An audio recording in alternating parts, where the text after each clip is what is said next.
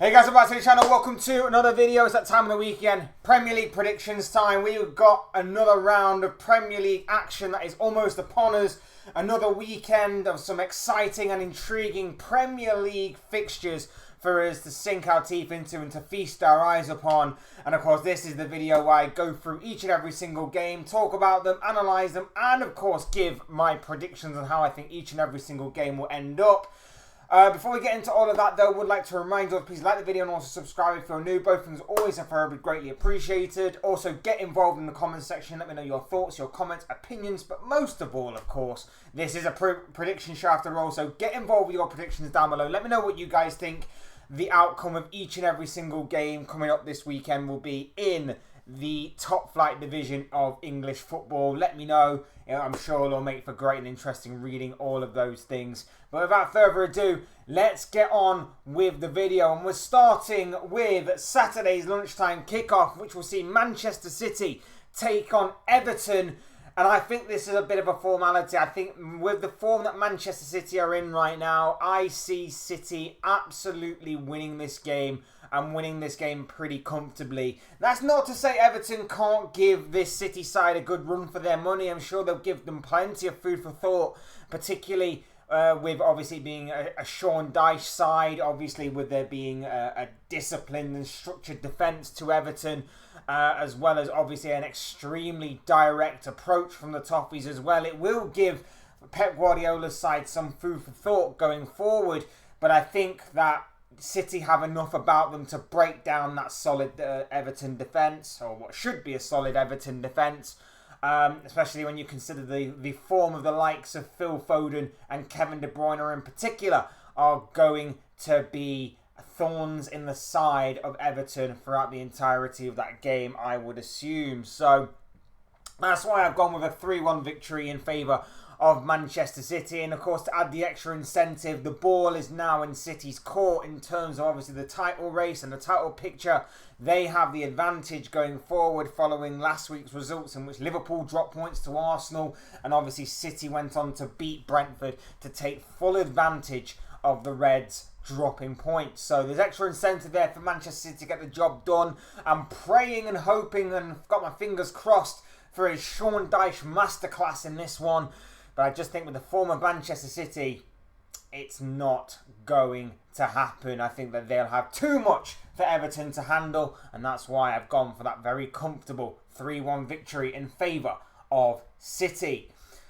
Next up, Fulham against Bournemouth. I've gone with a 1-1 draw. Both of these sides not coming into this one in the best of form. Bournemouth, I would say, probably would edge it if I did have to pick a winner.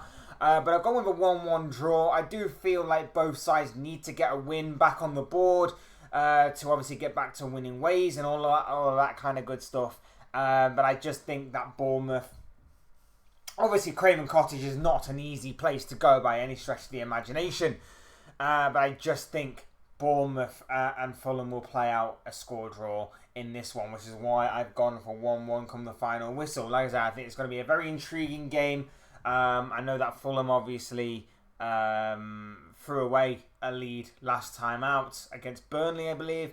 And Bournemouth obviously lost their own lead to Nottingham Forest last time out. So, like I say, both these teams not coming into this one in the best of form. But at the same time, I couldn't really separate them. If I had to lean towards one or the other, I'd probably say that Bournemouth will probably get the job done and get the 3 points. But I've gone with a 1-1 draw in this one. Next up, Liverpool against Burnley. Now, Liverpool, of course, are looking to bounce back from that horrific loss to Arsenal last weekend in which the Reds did not play very well at all. I think, judging by the Premier League right now, I think one of the more favourable ties to be playing next after a defeat is Burnley, and that's exactly what Jurgen Klopp's side have got, and that is why I'm hoping and praying, and I actually do believe that Liverpool will get the job done, get the 3 points, get back to winning ways, and will bounce back from last weekend's poor defeat against the Gunners. That's not saying that, again, this is a foregone conclusion. If Liverpool are to take their eye off the ball here, if Liverpool are to think that the game is won before a ball is even kicked, that could obviously be a bit of a banana skin for the Reds in this one. We do know that Burnley are fighting for their lives and often in these types of scenarios where a team is fighting for their life down at the bottom of the table. That can often bring out some very hard-fought and true grit performances. But I think the timing is perfect. The loss isn't great, but in a way that can obviously maintain their status at the top of the table. Having a home game in their next fixture works in the Reds' favour, which is why I have gone for a victory for Liverpool and for Liverpool to get the job done with a clean sheet as well, because the likes of Alisson and Virgil van Dijk in particular will be looking to obviously redeem themselves from mistakes that those two made last weekend. And that's exactly why I've gone for a 2-0 victory in favour of the Reds. They should get the job done. But again, never a foregone conclusion. If they do take their eye off the ball, it could obviously be a bit of a banana skin fixture for Jurgen Klopp's side. But I am backing them to get the job done, maintain their status at the top of the table, and get back to winning ways. Next up, Luton Town against Sheffield United. 3-1 to Luton I've gone for here. Luton are in some really good goal-scoring form. 8 goals in their past 2 games, to say the least. 3 points against Brighton. A point against Newcastle away from home, may I add. An away-from-home performance against Newcastle, which is not an easy feat, to say the least. Obviously, Newcastle are very good at home this season, and Luton going away, showing that never-say-die attitude. And they even actually went 4-2 up at one point before losing it. Or losing that lead at least late on in the game. They come up against the Sheffield United side who aren't in the best of form right now, in contrast to, say, a Luton Town. It's a massive relegation 6 points of this one, but one that I feel that with the home crowd behind them at Kenilworth Road, Luton will get the job done. Again, that never-say-die attitude that Luton have showed time and time again this season will shine through. And, you know, we could be looking at an incredible story on our hands here of Luton Town actually surviving this season. There's still a long way to go, of course, not getting ahead of myself. But with these kinds of results behind them, if they can get those kinds of results, of course, and with these kinds of games being the more favourable ties for either of these two sides, not just Luton, of course, but for either of these two sides, it could make for a very intriguing end to the season in terms of the relegation battle. I've gone with a 3-1 victory in terms of Luton because of their good goal-scoring form in recent games. Not to say that, again, Sheffield United can't get anything from this game. This will be one of the games that they're looking more favourably at to obviously get something from. But I just feel that with Luton being at home this season, they are pretty strong and they have given a lot of teams a run for their money at Kenilworth Road across the campaign so far. And I would expect that to continue against a more favourable side in Sheffield United. 3-1 to Luton is what I've gone for. So that's my prediction there. Next up, an intriguing game at the Tottenham Hotspur Stadium. Tottenham against Brighton. Very intriguing, this one. Very interesting clash between a Tottenham side looking to get back to winning ways after a 2-2 draw themselves against Everton last week, in which the Toffees rescued it very late on in injury time. And they come up against the Brighton side who are somewhat hit and miss. Like I say, they're somewhat hit and miss, but they're relatively in pretty good form. Apart from the Luton result aside that they suffered midweek last week, they are in pretty decent form themselves. Yeah, this one's an interesting one. This one is a very interesting one from the point of view of both of these sides. You've got a Tottenham side who have got an in-form Richarlison. He is very much in form. Van de Ven at the back is an absolute monster. James Maddison's coming back to fitness. You've got Tottenham side that are looking dangerous, but you've also got a Brighton side that will love to play against this Tottenham side, especially because of the space that they leave in behind. Van de Ven, for as good as what he is and for the amount of pace that he has, cannot cover the entirety of that back line, and I think that will be areas in which Brighton will look to exploit in behind what is a very high line of Tottenham. So I think what we could get here is a very entertaining and exciting football game on our hands between two sides that are going to be looking to go out and attack right from the off. It's going to be about who's got the better finishers. If I had to pick a winner, I'd probably say Brighton, because I just do not rely on Tottenham to finish their dinner at times, especially because they only seem to have one informed striker right now, and that is Richarlison, who scored I don't like the guy, but I have to admit, 2 very well taken goals last weekend. I'll give credit where credit is due. In saying that, though, like I say, if it's not Richarlison, Brennan Johnson ain't scoring bags of goals. Timo Werner definitely isn't. James Maddison, like I say, is back in the team. It's going to be interesting to see how he continues his development in the side. And beyond that, if Brighton can get to like 60-odd minutes, it's going to be about squad depth. And I would say that Brighton probably have more squad depth than Tottenham, as seen last weekend when Tottenham obviously lost it very late on. Well, I say lost the lead very late on to Everton in that 2-2 draw. So I've gone with another 2-2 draw here. I feel like if Brighton can maybe hold on for like 60-odd minutes or so, that's when they can really hurt Tottenham very late on in games. But I think they'll fancy their chances anyway against the Tottenham side that are going to play a high line. They're going to attack from the off. And it's going to be a very exciting game of football. I am very sure of that to come from the Tottenham Hotspur Stadium for your Saturday afternoon viewing. 2-2 is what I've gone with, but if I had to pick a winner, I would be leaning more towards the Seagulls. So, yeah, we'll see obviously how that one goes, but I think the points may be shared in this one. Next up, Wolves against Brentford. I've gone with a 2-1 draw to Wolves here. Gary O'Neill's doing such a great job at Wolves right now. And even though Thomas Frank and his Brentford side gave a good account of themselves against Manchester City on Monday, I just feel that with Wolves being at home, the home crowd may give them the slightest of edges in this game. Ivan Toney, I'm sure, will be on the score sheet in this one. But at the same time, I just feel like Wolves may just have a little bit more in the tank in a defensive sense and in an attacking sense to get the job done. A draw isn't out of the realms of possibility, and honestly, if I'm being honest, neither is a Brentford victory.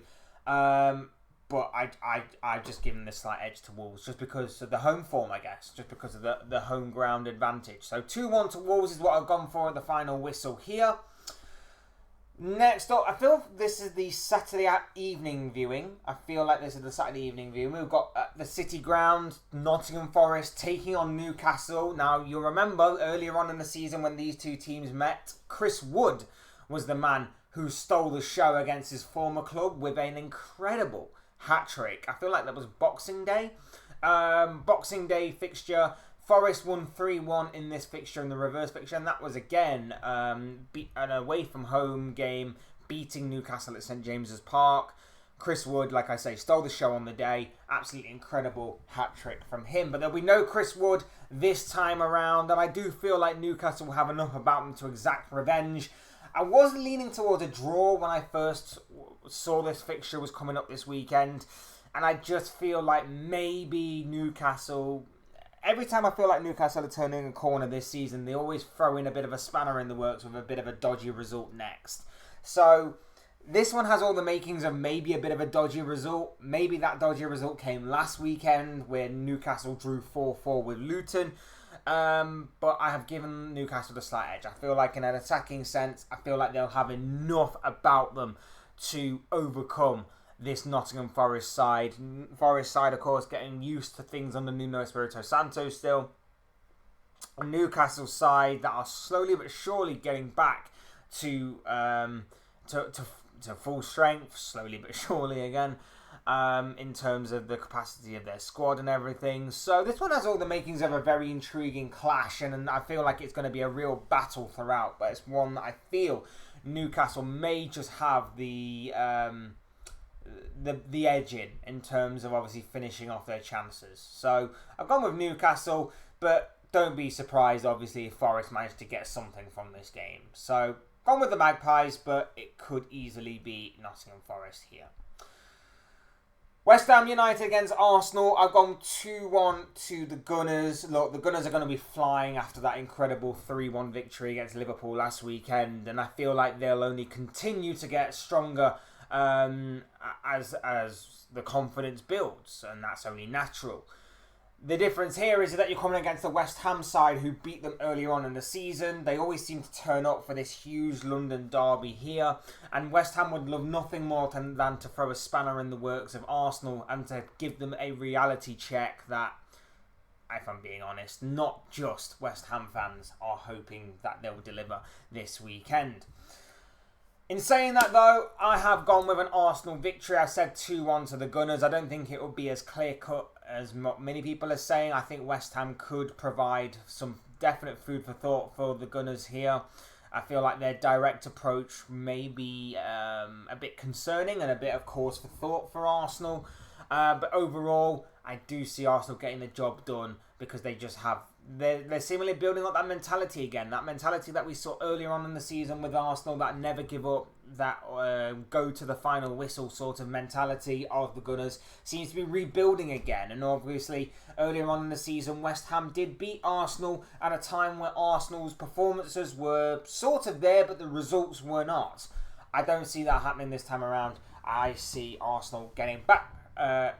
getting their revenge back on West Ham, maintaining their winning ways, and of course keeping up the pressure on the likes of Manchester City and Liverpool that are above them, of course. So I've gone 2-1 to Arsenal. It could be more to the Gunners, to be fair, but I still have reservations and doubts over their attacking line and how clinical they are. But they will still get the job done nonetheless against David Moyes' West Ham side, who of course will want to bounce back from last weekend's pretty poor defeat against Manchester United. So we'll see what happens in this game, but I am leaning more towards Arsenal getting the job done overall.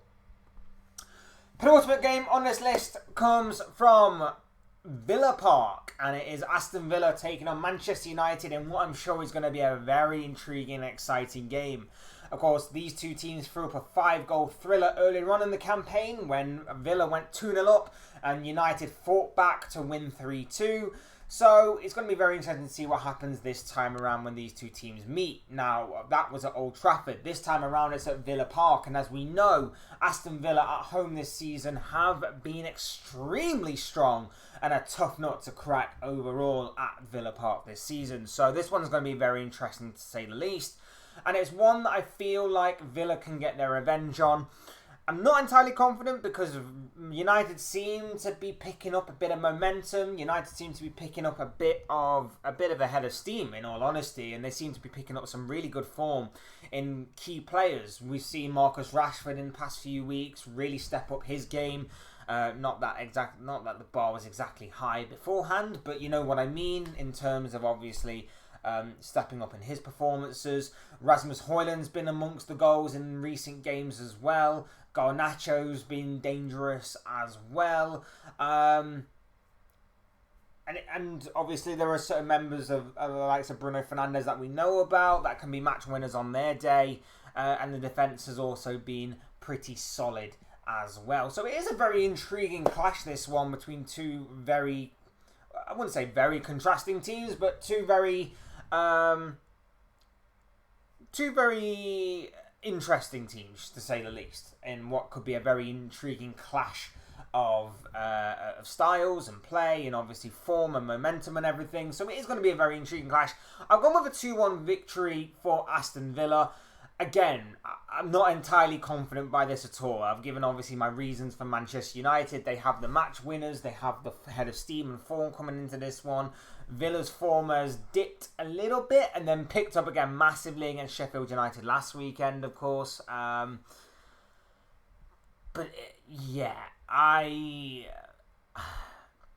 Again, this one may be more my heart ruling my head on this one. I could easily see this becoming a draw. But it's one of those games, again, that United are involved in that any result would not surprise. They could go on and win this game and I wouldn't be surprised. Villa could absolutely smash them and I wouldn't be surprised. And this one could end in a draw and I wouldn't be surprised. But I am leaning towards more of a Villa victory. I've gone 2-1 to Villa, simply for the home advantage again, simply for the fact that at home they are extremely strong. But again, it wouldn't surprise me if United find a way to exploit the high line that Villa play. It wouldn't surprise me if United manage to turn up on this game, particularly their match winners, and get the victory that they want and need in this game. So, Yeah, I've gone with Villa, but it could be a very intriguing game at Villa Park for your Sunday afternoon viewing. And then finally, in what I believe to be the main event of this round of fixtures, an intriguing Monday night clash awaits us. Again, I could have used the Manchester City game as my main event. I could have used a Liverpool game. I could have used the Arsenal game, obviously with that being a London derby. But this is a London derby of its own. And I've gone with Crystal Palace against Chelsea to round out this Premier League game. Coincidentally, the Monday night game as well to round out another week of Premier League action. And I've gone with a 2-1 victory to Chelsea. Now, the reason, obviously, why is the underlying story surrounding Mauricio Pochettino. Earlier on this week, I made a video about Pochettino and said that, obviously, it's looking... There is a lot of speculation and there's a lot of momentum gathering about the future of Mauricio Pochettino at Stamford Bridge. There's obviously talk that maybe Chelsea are thinking about getting rid of him. There's talk about maybe they're going to have to keep him because of... to keep him in the FFP, keep Chelsea in the FFP margins and all that kind of stuff. But if results continue to spiral out of control, then maybe their hand may be a little bit forced, and they may have to come up with something very quick to obviously adapt to this situation. They've suffered back-to-back defeats. They suffered a 4-1 thrashing at Liverpool. They suffered a 4-2 thrashing at Wolves back-to-back last week. They now come up against the Crystal Palace side who aren't exactly in the best of form. But what we know about Palace and Roy Hodgson is that sometimes they can give the bigger teams a run for their money. And Chelsea will obviously be no exception. This is also at Selhurst Park, which can be a very hostile atmosphere at times. It can be a very difficult ground to go. And especially under the lights of a Monday night game, it could be a very hostile environment for Chelsea. And I think that the Palace players and the Palace as a club will know that Chelsea are a bit fragile right now. Chelsea are a bit on the ropes right now, and obviously the players will know that, the club will know that, and I think even Chelsea will know that as well. So this one could be a very interesting atmosphere, and it could be a very intriguing game to say the least. In saying that about Pochettino, though, Roy Hodgson's not exactly in all sunshine and rainbows at Palace either. A lot of the Palace fans are tired of Hodgson and are not exactly happy with the way that their season's gone either.